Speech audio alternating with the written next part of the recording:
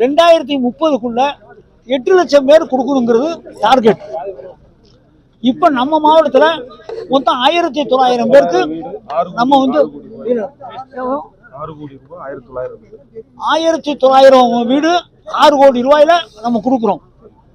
இப்ப நம்ம என்ன சொல்றோம், அதிகாரிகிட்ட இன்னும் கொஞ்சம் கூட கொடுக்குறோம், இன்னும் கூட கொடுக்க. அது மேடம் என்ன சொல்லிட்டு நினைக்கிறியா, இன்னும் கூட கொடுக்கங்கிறேன்.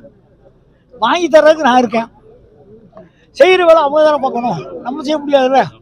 நாங்கள் மனு கொடுக்குறோம், அதை செய்யணும்னு சொல்கிறேன். எல்லா வீடியோவும் சொல்கிறோம். எல்லாத்தையுமே என்ன பண்ணுறோம்னா நம்ம மாவட்டத்தில் வாங்க குடிசையே இருக்கக்கூடாது, பூரா கடை கட்டு தான் இருக்கணும். அதுக்காக தான் இந்த இது. இதுக்கு மக்கள் வரவேற்பு பொம்பளை ஊழியர் உட்காந்துருக்காங்க. இது கலைஞர் முதல்ல 2000 பட்டா கொடுத்தாரு. 2010 முதலமைச்சருடைய பேரில் அன்னைக்கு வீடு கட்டு திட்டம் வந்து 2010. 2010க்கு அடுத்து இப்போ நம்ம முதலமைச்சர் வந்த பிறகு என்ன பண்ணுறாருன்னா, கலைஞர் என்ன கனவு கண்டாரோ அந்த கனவுப்படி கலைஞர் கனவு இல்லைன்னு சொல்லி இன்னைக்கு பண்ணுறாங்க.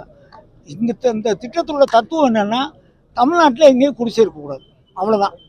அதுக்கு தான் நாங்கள் போராடிட்டே கிடப்போம். இந்த நேரத்தில் பண்ணி ஒரு பண்ணணும், எல்லாருக்கும் கலைஞர் பேர் சொல்லி இருக்கணும் அப்படிங்கிறது தான். சரிதானா? அதிமுக பாஜக கூட்டணியை பார்த்து முதலமைச்சர் வந்து பயப்படுறாருன்னு சொல்லி ஒரு எடப்பாடி ஒரு வாழ்த்து வச்சிருக்காரு சார். இந்த கூட்டணியை பத்தி எனக்கு நிறைய வேலை இருக்கு சாமி. அவங்க இந்த வேலையை பார்ப்போம். பிளே ஸ்டோர் மற்றும் ஆப் ஸ்டோரில் இருந்து பாலிமர் செயலியை QR கோடு மூலம் பதிவிறக்கம் செய்யுங்கள். செய்திகளை உடனுக்குடன் பெறுங்கள்.